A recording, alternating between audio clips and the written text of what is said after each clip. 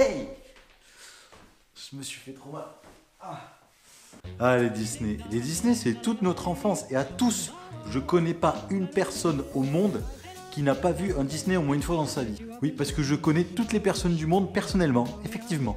Moi, mon préféré, c'est Le Roi Lion. Ah là là là là. Qu'est-ce que je l'aime, ce film. Enfin bref.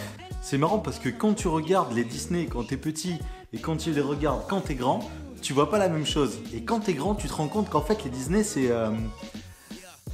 glauque.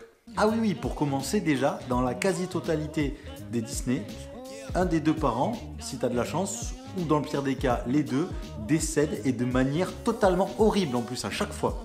Ok, je sens que vous ne me croyez pas, inquiétez pas, je vais vous donner des exemples. Je sais pas pourquoi j'ai fait ça. Le Roi Lion, c'est tout mignon. Et ben le père, il se fait piétiner par une horde de gnous. Bambi, c'est tout mignon Bambi. Et ben sa mère, elle va se faire tuer par des chasseurs. Ils vont la dégommer et ensuite ils vont la dépecer. Ils vont la foutre en bocal et ils vont la bouffer sa mère. La Belle et la Bête, c'est mignon La Belle et la Bête. Hein, et tous les meubles là qui parlent et qui bougent là. Hein, quand ils vont se retrouver vivants à la fin du film. Ah oui, désolé si je vous spoil. Et qui c'est qui va remeubler après? Vous imaginez le bordel? Non mais là, il n'y a plus aucun meuble dans le château. Ils sont tous redevenus humains. Et puis celui qui s'était transformé en chiotte là, on en parle lui du traumatisme psychologique qu'il a dû subir? Non, parce qu'une bête monstrueuse qui doit faire des colombins, mais alors magistraux, il s'est quand même assis sur lui et lui a déféqué dans la bouche pendant des années. Ça ne choque personne. Mais ça, on n'en parle pas. Oh, c'est trop mignon, la petite théière qui parle, les chandeliers. C'est comme la petite tasse là, avec le côté ébréché là.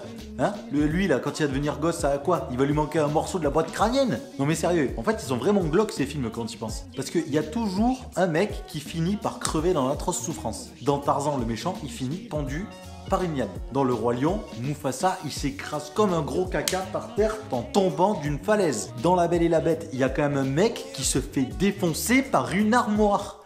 Vois la gueule de la crêpe après. Elle lui est tombée sur la gueule, l'armoire du premier étage. Oh, c'est trop mignon, La Belle et la Bête. Elle l'a défoncé. Et tout ça, c'est des Disney. Et je vais même pas parler de leur mascotte, le Mickey, là, l'espèce de souris en salopette, là, avec son clébard qui est son pote à moitié à poil, et Donald Duck, l'exhibitionniste. Non, mais sinon, les Disney, c'est pour les enfants. Ça m'a tendu, cette histoire, ça m'a tendu, là. Il faut que je respire. Il faut que je respire.